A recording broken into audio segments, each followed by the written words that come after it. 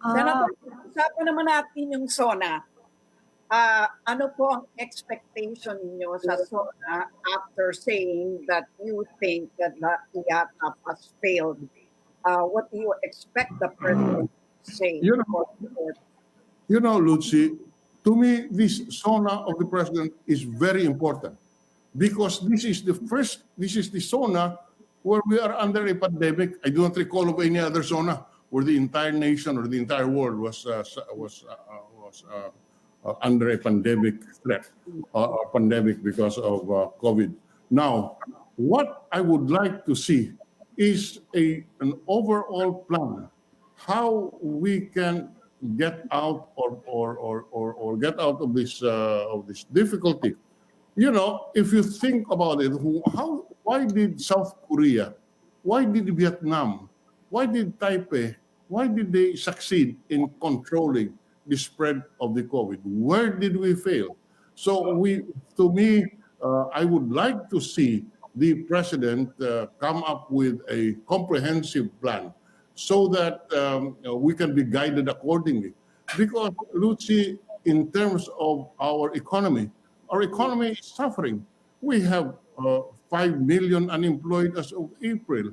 We have 5 million families experiencing involuntary hunger in April, meaning walang nakain.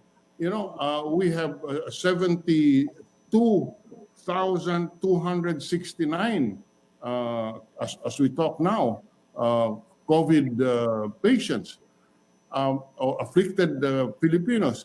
So this is something that we must come up with a plan. And we in the opposition, I myself, were willing to support these plans because we're all in the same boat. You know, the economy today is very bad. We had contraction of 0.2% of our economy in the first quarter. The second quarter will be worse. We will be on recession. What will we do? We have no funds right now, but we need to stimulate the economy. We need to continue with the social amelioration program because we have so many of our people who have no income. On the other hand, we have also to support our industries because they were affected by this pandemic and the lockdowns. So how much do we need? The House of Representatives said we need 1.3 trillion pesos. The Department of Finances, we can afford only 140 billion. You can imagine the wide disparity between what the House of Representatives think we need to stimulate our economy as against what the Department of Finance can afford. So we have to come up with a plan. You know, it is said that to survive this year, the next 6 months is already a success. That's how bad it is. Right. So you ask me what are my expectations. I would like to hear the president lay before Congress and the people. These are our plans. How much do we have to borrow? Who do we assist in the industry? And what moves should we take to strengthen our health system? Unfortunately, you know, our Secretary of Health, it's obvious that he can no longer influence decisions on such a health matter because he has made missteps at the very least over the past 4 months, so that again, when he opens his mouth, nobody believes him. And so we are suffering from that difficulty. So we have a very serious problem. And in response to your question, I would like to hear the president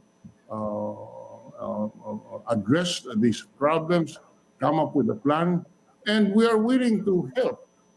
Pero pakinggan naman kami paminsan-minsan. sa Monday, magsasona na ang Pangulo, and a lot of people expect the SONA to more or less focus around the COVID-19. But at the same time, there are people, including the mayors, the League of Mayors, who are pushing as well for charter change. Although sabi nila targeted charter change daw. I mean, they're looking at specific provisions, not the entire charter. Ano po yung template ng Senado? Sorry, yung position na yan, it's as bad as what happened in the Muntinlupa na hindi nila sinasabi na patay na namatay na yung mga. It's as bad as that. Because unang-una, there's hardly any time.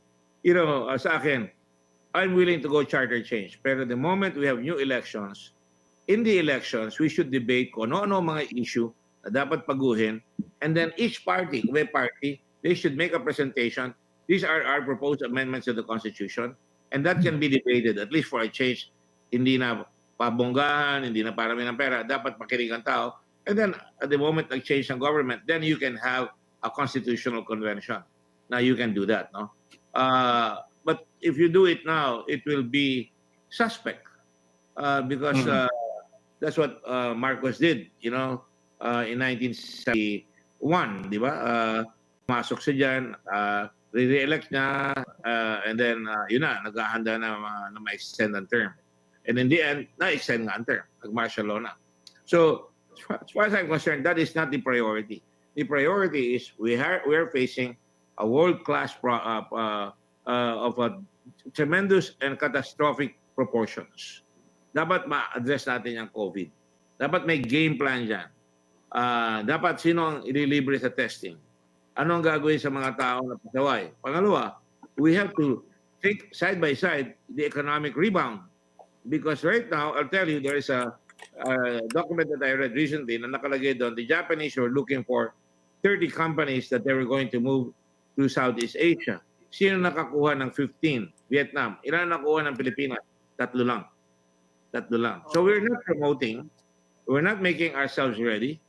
And third, what are we going to do with the OFWs? What are we going to do with our tourism? That's why kami, pinosisyon rin namin sa malapit sa airport yung mga testing facilities namin para you can drain the swab, for example, in Boracay, and then people can go back there. Hopefully, I'm not even confident that they will do that, but at least wala nang problema doon. And you can say Boracay has not had a single COVID case. So may magbabakasyon. Katulad sa America, they went to Florida and went to the beach. No? Ganun pa rin yan eh. So we have to have a real honest-to-goodness master plan on how we're going to live. And it's gonna need scientists. Hindi lang yung mga tao natin na sa cabinet, na may mga military, they're doing a good job. General Galvez is doing a good job. General Año in the DSWD has to push the mayor a little bit more. But ang kailangan natin is to make sure that the science is part of the solution here.